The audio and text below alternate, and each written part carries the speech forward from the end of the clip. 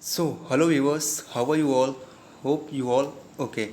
Now, today I am going to talk about a very important 30 MCQs related to the social and preventive pharmacy, which are going to upcoming your exam, right?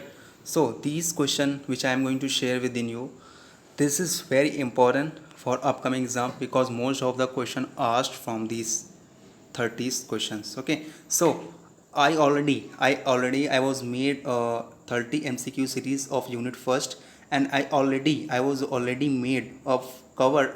I was already covered whole unit like 1 to 5th unit and their MCQs of social preventive pharmacies. I already made that videos. Okay, so if you are not watching that videos, so go and just watch, and this video is also essential and will be helpful in your exam. So start today. I'm going to talk about most preferable, your most important at 30 MCQs. So start without wasting any more time. Let's go on the first question. The questions first is custody agent of cholera, and the option of your V cholera, Vibrio cholera, both A and B. Yeah, none of the above. So what is the right answer of this question? So here we all know the custody agent of cholera is V cholera. Yeah, you can say Vibrio cholera. Yeah, both A and B is correct. Yeah, you can say is none of the above. So right answer of this question you got option C is the right answer of this question, right? So this is important for you all. Cholera. What is the cholera? Cholera is a severe infection or acute diarrheal disease, or you can say it can be spread by fecal matter, food or water, or you can say option C is saying consume the species through V cholera, contaminated food or soft drink or water sources like। चलो हिंदी में आते हैं, थोड़ा हिंदी में समझते हैं, जो अपनी मातृभाषा है उसमें अच्छे से समझ में आता है। ठीक है, चलो आ जाओ। कॉलरा क्या कह रहा है बेटा कि कॉलरा क्या है, एक severe infection of acute diarrhoeal disease. ठीक है, ये क्या है, सीवियर इन्फेक्शन है किसका, एक्यूट डायरियल डिजीज़ का। Now it can be spread, किसके द्वारा स्प्रेड हो सकता है, फीसियल मैटर मतलब खराब मैटर के द्वारा, फूड कंटामिनेटेड फूड या वाटर ड्रिंक कर ली हो। ठीक है, कंज्यूम। अब इसमें क्या होता है, जैसे मान लीजिए आपने कंटामिनेटेड फूड या वाटर खा लिया या इनहेल या यू कैन से पेट में आपके पहुंच गया किसी तरह किसी थ्रू, और उस फूड या वाटर में आपके V cholera contaminated food soft drink water sources. ठीक है, तो उस फूड और या सॉफ्ट ड्रिंक में आपके वी कॉलरा प्रेजेंट हो, उसके थ्रू अगर आप में बॉडी में प्रवेश कर गया या यू कैन से एंटर कर गया तो आपके कॉजेज होने के चांसेस बढ़ जाते हैं। तो these all point are correct related to the cholera. Cholera क्या है, एक severe infection acute diarrhoeal disease. ठीक है, इसको आपको ध्यान में रखना है। तो इसका ऑप्शन एक ई ले लो, इसमें एक ऑप्शन गिवन नहीं है, ऑल और करेक्ट। ठीक है, ऑल आपका सही होगा, मतलब कि ऑप्शन ए बी सी तीनों correct. Now symptoms of cholera. ठीक है, कॉलरा में क्या होता है, आपके वोमिटिंग काफ़ी हो जाती है। तो वोमिटिंग जब काफ़ी हो जाएगी तो आपकी बॉडी एकदम सूखी सूखी हो जाएगी, ग्लूकोज आपको चढ़ेगा, क्योंकि जब सारा मटेरियल, सारे आपके इलेक्ट्रोलाइट इनबैलेंस हो जाएंगे आपकी बॉडी के। ठीक है, तो इसमें क्या कह रहा है, सिम्टम्स कॉलरा के क्या होते हैं, डिहाइड्रेशन एंड वोमिटिंग। अब सिंपल सी बात है, वोमिटिंग होगा तो सिंपल सी बात है आपकी बॉडी डिहाइड्रेट हो जाएगी। डिहाइड्रेट मतलब सूखा, मतलब सारा पानी आपकी बॉडी से ग्लूकोज लेवल एकदम लो हो गया है। ठीक है, उसके बाद क्या कह रहा है, लॉस ऑफ स्किन इलास्टिसिटी। अब जो मॉइस्चर है आपकी स्किन में, जो नमी है, ठीक है, उसकी कमी हो जाएगी, रूखी रूखी सूखी सूखी स्किन हो जाएगी। क्यों, क्योंकि आपके डिहाइड्रेशन हो गया। डिहाइड्रेशन क्यों हो गया, क्योंकि आपके कॉलरा वी कॉलरा नाम का सब्सटेंस आपके इनर पार्ट में यू कैन से बॉडी में चला गया। नौजिया हो सकता है। ठीक है, मसल्स क्रैम्प होने के चांसेस होते हैं। हाइपोटेंशन मतलब कि आपका ब्लड प्रेशर लो हो जाता है। ठीक है, ऑल आर करेक्ट। तो ये सारे सिम्टम्स हैं आपके कॉलरा के। Now question fourth, full form of ORS। Simple सा क्वेश्चन है, इंपॉर्टेंट क्वेश्चन है, आता है ओरल रिहाइड्रेशन सैल्ट। तो ये जो स्टेटमेंट है ये करेक्ट है या नहीं, तो सही है भैया, इसको नोट कर लो, ओरल रिहाइड्रेशन सैल्ट। ठीक है, फुल नेम ऑफ SARS। तो SARS आपको पता है कोरोना वायरस। ठीक है, तो इसका क्या हुआ, सीवियर एक्यूट रेस्पिरेटरी सिंड्रोम या सीवियर एक्यूट रेस्पिरेशन सिस्टम या सिस्टमिक एक्यूट रेस्पिरेशन सिंड्रोम या नन। ठीक है, तो इसका ऑप्शन ए देखो, ए देखो, severe acute respiratory syndrome is correct answer of this question.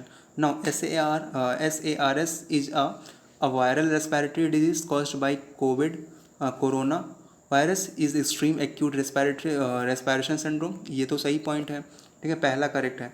ठीक है। आगे कह रहे हैं it is a communicable disease, सही बात है। कोरोना अब जत्ते कोरोना के लक्षण है कोविड से, मास्क पहनना, हैंड में ग्लव पहनना, सैनिटाइज करना, खाने से पहले खाने के बाद हाथ धोना, ठीक है, अच्छे से नहाना, सारी चीज़ें जो हैं वो आपके इससे रिलेटेड, मतलब सारी इसकी प्रॉपर्टी हैं। लाइक आपका क्या थर्ड क्या कह रहा है, पेशेंट कान टेक ब्रीथ प्रॉपरली, इसके सिम्टम्स हैं। इससे यार मतलब सिंपल सी बात है, अब किसी कोविड हो गया तो उसकी ब्रीथिंग प्रॉब्लम हो जाएगी ना, ब्रीथ इनहेल एक्सहेल नहीं कर पाएगा प्रॉपरली। तो इसका राइट आंसर क्या होगा, ये सारे प्रॉपर्टीज़ हैं, सारे इंपॉर्टेंट पॉइंट्स हैं फॉर SARS, ठीक है। SARS क्या होता है ऑलरेडी मैंने यहाँ पे बता दिया, severe acute respiratory syndrome. SARS is belonging to the family of enveloped coronavirus is the extreme acute respiratory syndrome coronavirus, single stranded RNA virus, double stranded DNA virus, both या none, ठीक है। तो आपको सिंगल पता है, RNA आपका single standard होता है, डीएनए आपका डबल स्टैंडर्ड होता है, ठीक है, लाइक दिस, ठीक है। उसमें एडनिन ग्वानिन फिर तमाम चीज़ें होती है, तो हम जानने की जरूरत है नहीं। लेकिन यहाँ पे जो इसका आंसर होगा वो आपका जो कोविड होता है वो आपका सिंगल स्टैंडर्ड आरएनए वायरस होता है, ठीक है। तो ये ध्यान में रखना है। तो इसमें क्या होगा, option A is correct. Mode of transmission of SARS, mode of transmission कैसे होता है SARS का, तो आपको सिंपल सा, जहाँ इसका नाम है तो आप समझ जाओ कोरोना की बात हो रही है, ठीक है। तो कोरोना को याद कर लो, तो जितना उसका कोरोना का मोड ऑफ ट्रांसमिशन है उसी तरह सेम यही है, ठीक है। क्या कह रहा है, SARS is spread by person to person, सही है, कॉन्टैक्ट, ठीक है। अब पर्सन पर्सन के कॉन्टैक्ट में आ गए तो उससे थोड़ा स्प्रेड तो हो ही सकता है ना, तभी तो हम लोग मास्क पहनते हैं, दूर रहते हैं, हाथ मिला, शेक करने की जगह हाथ जोड़ते हैं, नमस्ते करते हैं। ये कभी कभी ना बुलेट वाले काफ़ी परेशान कर देते हैं, इतनी तेज मार दौड़ दौड़ करते हैं, मूड ख़राब हो जाता है। वॉइस पॉल्यूशन करें पूरा मार, काफ़ी ट्रेंडिंग में है ना। चलो ऑप्शन बी क्या करें, infected droplet, sorry, infected droplet के थ्रू आपका हो सकता है। सिंपल सी बात है, आपको ये बात कर रहा है तो उसमें आपके जो ड्रॉपलेट्स थ्रू आउट होती हैं of the mouth when you speaking through closely of the people, so that's also the causative agent of SARS, okay. Now the option C क्या कह रहा है कि contaminated of infected finger and contaminated dead object, ठीक है। तो simple सी बात है, इन सबसे दूर रहना है, कंटेमिनेटेड डेड ऑब्जेक्ट से, या यू कैन से किसी भी पर्टिकुलर जहाँ पर आपके कोविड सिम्टम्स है। वैसे कोरोना वायरस दिखता थोड़ी है, माइक्रोस्कोप लगाओ दिखता है, ठीक है। तो ऐसे आपके मोड ऑफ ट्रांसमिशन हो सकते हैं, बोथ तीनों आपके सही हैं। इसमें फिर एक ऑप्शन मिस हो गया, ई, ऑल आर करेक्ट, ठीक है, all are the mode of transmission of SARS, ठीक है। flu is also called as, already I was discussed in my last video, you can the unit I was making 1 to 5th where I was covered all unit and all important question. If you are not watching friends, so after this video you can watch and go for best question paper, okay। now flu is also called as, I already told you, influenza virus is the correct answer of this question। now question number 10, कॉन्टेगियस means, कॉन्टेगियस मतलब क्या होता है, चलो देखते हैं। Option क्या करें, that they can spread from one person to another, ठीक है। आगे कह रहा है that can't be spread through one person to another, या बोथ या एक। तो इसमें सबसे पहले एलिमिनेशन प्रोसेस अप्लाई, ये दोनों तो होंगे नहीं, इसमें दोनों में से होंगे। तो कॉन्टेगियस मीन्स क्या होता है, that they can spread one person to another person, मतलब ऑप्शन ए इंपॉर्टेंट वर्ड है, आ सकता है, ठीक है। तो इसका आंसर ए गलत होगा, ए सही होगा, मतलब इसका ऑप्शन ए सही हुआ, मतलब कि एक पर्सन से दूसरे पर्सन में स्प्रेड होना, जिसको कहते हैं कोविड, ठीक है। उस वर्ड को क्या कहते हैं, कॉन्टेगियस, ठीक है। जिसका मतलब क्या होता है, spread one person to another person. Chikungunya virus is only spread by, ठीक है, बर्ड कॉन्टैक्ट, मॉस्किटो, या बोथ या नन। तो ये दोनों तो होगा नहीं, इसको हटा दो, तो बर्ड कॉन्टैक्ट होगा नहीं, तो बचा क्या, मॉस्किटो। चिकनगुनिया जो होता है वायरस, वो आपके किसके होता है, biting the mosquito. Chikungunya fever virus is transmitted by Aedes aegypti mosquito from one person to another, ठीक है। तो ये स्टेटमेंट करेक्ट है नहीं, तो ये स्टेटमेंट आपकी ट्रू है, और इसको आप नोट कर लो, ठीक है, अपनी कॉपी में। Now in Aedes aegypti prefers to rest dark humid places, मतलब कि आपकी जो मच्छर होते हैं एडीज इजिप्टिया कंपनी के, ब्रांड के ठीक है, तो वो कहाँ रेस्ट करना प्रेफर करते हैं ज़्यादातर, तो वो कहाँ रहते हैं, यू कैन से। तो इसका राइट आंसर होगा बोथ, ठीक है।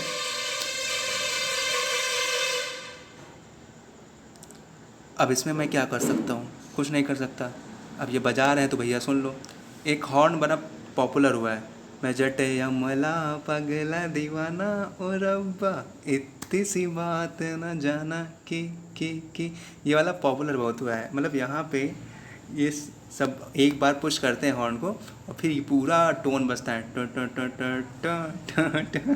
चलो क्वेश्चन पे आओ। In dot dot Aedes India prefers to rest, ठीक है।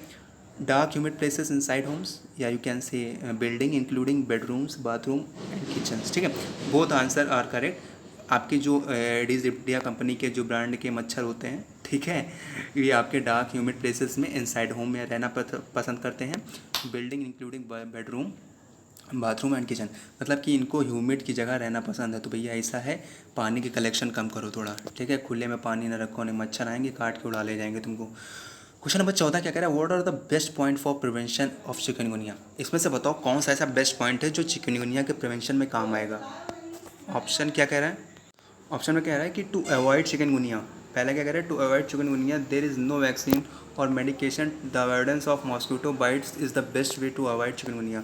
सही है यार, देखो सिंपल सा है यार, अभी चिकनगुनिया के लिए कोई वैक्सीन नहीं आई है पर्टिकुलर, ठीक है। अब इससे अच्छा है कि मॉस्किटो से काटने से बचा लेना अपने आप को, कि मच्छर ना काटे। मतलब कहते हैं ना, prevention is better than cure, ठीक है। तो क्योर करो अपने बॉडी की, कि जिससे आपके आसपास कोई ऐसा पानी कलेक्शन ना हो, नमी ना हो, ठीक है, और डार्क प्लेसेस ज़्यादातर ना छूटे कहीं, ठीक है। तो ये ऐसी प्रिवेंशन करने से आपकी क्योर हो सकती है, ठीक है। चलो आगे क्या कह रहे हैं, option B wearing bite proof long sleeves, ठीक है। मतलब कि मच्छर अगर आप you can say half lower पहने हो, हाफ टी शर्ट पहने हो, तो आपके मच्छर जहाँ पे पैर पे काटेंगे, हाथ पे काटेंगे, तो ऐसे कपड़े पहनो जो फुल हो, जो आपकी पूरी बॉडी कवर करे। और बाइट मतलब कि जब काटें तो वो छेद के आर पार ना हो, कपड़े छेद के अंदर उनका डंक अंदर ना चला जाए, आपके ब्लड में इंजेक्ट ना हो जाए, ठीक है। तो ऐसे कपड़े पहने। लेकिन अब कहोगे सर इतनी गर्मी हो रही कि हम लोग चड्डी बनियान में टहलते हैं तब भी गर्मी लगती है। तो ये बात तो सही है आपकी, ठीक है, हम भी एग्री करते हैं। कोई ज़्यादा स्वेटर वेटर थोड़ी पहन के घूमता है गर्मी में, ठीक है। लेकिन अब चलो कोई बात नहीं, ये लाइन भी सही है, लेकिन ऐसा करना चाहिए। नाउ ऑप्शन सी क्या कह रहा है, don't store water, I already told you, don't store water in a open container so that they can don't become breeding side for mosquito, ठीक है। ऑल आर करेक्ट, इसका right answer all are correct. तो all are the best option for prevention of chikungunya. Lymphatic means, ठीक है, तो इसको थोड़ा lymphatic means relating, इसको करेक्ट कर लेना, इसको स्पेलिंग करेक्शन कर लेना। Lymphatic means relating to the to और सिक्रीशन ऑफ अ लिम्फ, ठीक है। Filariasis is the parasite disease caused by Falirodia type, एक minute, Falirodia type round worm infection. तो ये जो स्टेटमेंट है ये करेक्ट है कि नहीं, तो this is a right statement of this question, ये सब नोट कर लेना। लिम्फेटिक मीन्स क्या होता है, फाइलेरिसिस क्या होता है, ठीक है। चलो elephantiasis is also called as, this is also important question. Elephantiasis और किसको क्या नाम से जाना था है, इसमें ऑप्शन है कोविड-19 या कोविड या फाइलेरिसिस या निमोनिया या ऑल, ठीक है। तो इसका राइट आंसर होगा ऑल, ठीक है। ऑल नहीं होगा, इसका राइट आंसर होगा फाइलेरिसिस, ठीक है। तो ध्यान से रखना। इसका एलिफेंटाइटिस क्या होता है, हाथी रोग, मतलब कि आपके जो पाँव होते हैं वो हाथी नुमा हो जाते हैं, जैसे हाथी के मोटे मोटे पाँव होते नहीं, तो हाथी रोग जैसे कहते हैं इसको। एक और रोग कहते हैं हाथी रोग, तो इसको फाइलेरिसिस को हाथी रोग के नाम से भी जाना जाता है, याद रखना, ठीक है। नाउ क्वेश्चन नंबर 17 क्या कह रहा है, what is the agent factor of filariasis, ठीक है। तो एजेंट फैक्टर ऑफ फाइलेरिसिस का क्या होगा आपको मैं बता दूँ, इसमें से सभी एजेंट फैक्टर ऑफ फाइलेरिसिस के बुर्जिया टिमोसी, बुर्जिया माइलियाई या उर्शिया ब्रैंकॉफ्टी, these all the are costly agent of a filariasis, right? Now the question 18, in India 99.4% if the cases are caused by the species, ठीक है।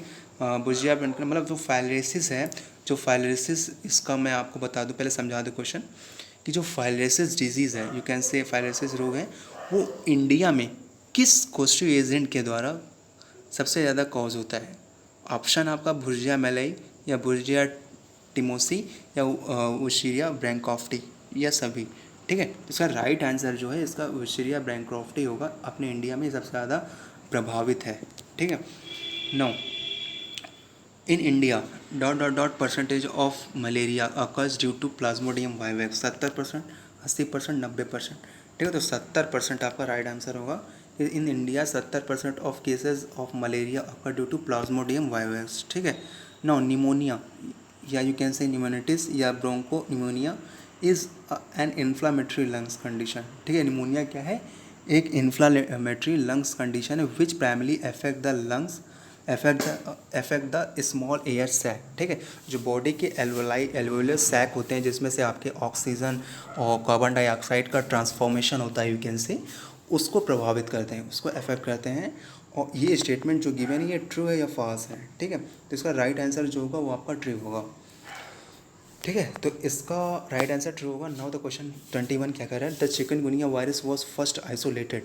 ठीक है, first isolated during an outbreak in dot dot dot in 1952 1953 from patient to mosquito, patient and mosquitoes. ठीक है, तो question आपको समझ में आया? तो इसका राइट आंसर क्या होगा आपका? टेंजानिया। ठीक है, Tanzania is the country where this kind of things affected. Now diabetes mellitus type 1 is a type of. ठीक है, जो डायबिटीज़ मेलाइटस होता है मतलब आपका शुगर, ब्लड ग्लूकोज लेवल बढ़ गया, सिंपल सा। डायबिटीज़ मेलाइटस मतलब यही ना कि भैया शुगर होगा, या यू कैन से हिंदी में कहते हैं मधुमेह रोग। ठीक है, तो मधुमेह कहो या चाहे शुगर कहो चाहे डायबिटीज़ मेलाइटस कहो, सब बात एक ही है। ठीक है, तो क्या करें? Diabetes mellitus type 1 is a type of I. अच्छा, इसका मतलब बता दूं मैं आपको कि IDDM, NIDDM मतलब पता है? Insulin dependent diabetes mellitus. इसका मतलब non insulin dependent diabetes mellitus. तो डायबिटीज़ मेलाइटस टाइप 1 जो होता है वो आपका इंसुलिन डिपेंडेंट डायबिटीज़ मेलाइटस होता है। ठीक है, ये टाइप 1 होता है। और आपका टाइप 2 ये होता है। ठीक है, non insulin dependent type 2 virus. अब सिंपल सा, सॉरी, टाइप 1। ठीक है, और टाइप 2।